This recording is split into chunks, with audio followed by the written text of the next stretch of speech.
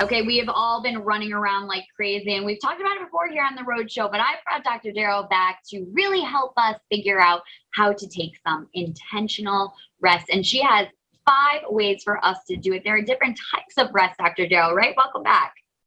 Hi, thank you for having me. Yes, there are different types of rest. And I don't think we talk about this enough. I think we think of rest as I'm going to sleep or I'm going to take, a time away from work. That is not intentional rest. And arguably, we're not resting for what we need. So it would be the same thing as if you went to the doctor and said that your foot or your ankle hurt, and instead they give you exercises to do with your neck. Your neck might feel great afterwards, but the part of you that needs healing is not actually getting the attention it deserves. So there are these 5 different types of rest that tend to, be ubiquitous and we can have in all of our daily lives, but knowing what we need and giving ourselves that can absolutely help us feel more rested by actually doing a little bit less in our daily life. This is so interesting to me. I'm a big lounger. Like, I know when I need to unplug, I just need to lay on my couch and, totally check out watching a bunch of brainless television, that type of thing. I don't really ever think to do much else. So let's go ahead and dig in and start talking about the different types and what they're good for.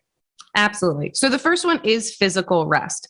And there's actually an active and a passive physical rest. So active physical rest is yoga. It's moving your body intentionally. It's strolls, long walks on the beach.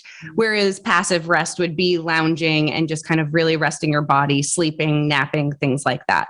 The other thing is social rest. And this can happen in 2 ways as well. Leaning into the people you actually want to spend time with and being more intentional about the people that charge you or make you fill your cup, make you feel great, and staying away from the obligatory social interactions, or taking time away to reflect and not having any social interactions for a bit. The other one is emotional rest. And I don't think we think of emotional rest as a thing because it feels so hard to get. But emotional rest is actually allowing yourself to be first. I tell a lot of the people I work with, be selfish. This is very different than self-centered. Self-centered means everyone else should put you first. Selfish is you putting you first. So emotional rest might look like, I can't answer this phone call because it's my mom and I know she wants to talk about this really heavy topic and I just don't have the emotional bandwidth. So I'm going to tell her I'm going to call her tomorrow and give myself that opportunity to rest. Or reaching out to a friend or a professional saying, I need some me time. Do you have some time to listen because I need to vent? Those are ways to emotionally rest. The fourth one is actually mental rest.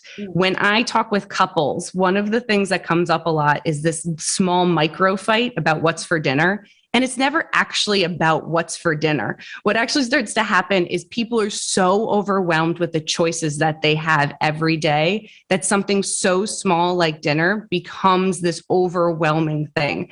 So mental rest is going to be either passing off decision making to somebody else in your life and letting them know that you're doing that. It's pre-planning stuff. This is where meal prep comes into play. This is where having a, takeout roulette where you just have menus in your drawer and you just pick one so the decision's made for you. But things like that can absolutely help when you're feeling like you're just overwhelmed from making decisions. And then the last one is sensory rest, which if you have children or if you're working in front of a screen all day, sometimes we just need quiet. We need to be away from the blue light. We need to be away from the noise. This is something we don't always think about. So when people are commuting, if you're still actually working outside the office, I say lean into this in your commute, whether you're bus, train, plane, automobile.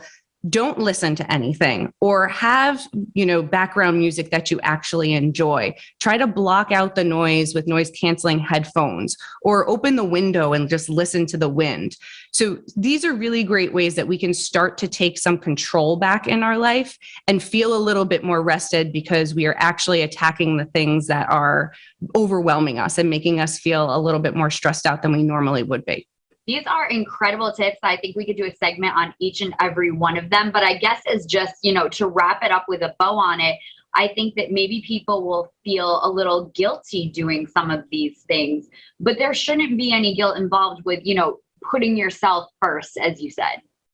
No, I think that we need to learn how to put ourselves first so we can be there for other people. If we walk around at 50% and everyone is asking for something from us, we still are only at 50%. And we're actually not even doing the best we can for everyone else involved, versus taking this time, taking this energy to really get well so we can give 100%, or we can give more of ourselves for longer, or, in a different capacity than we normally would if we were just kind of working at 50. Yeah.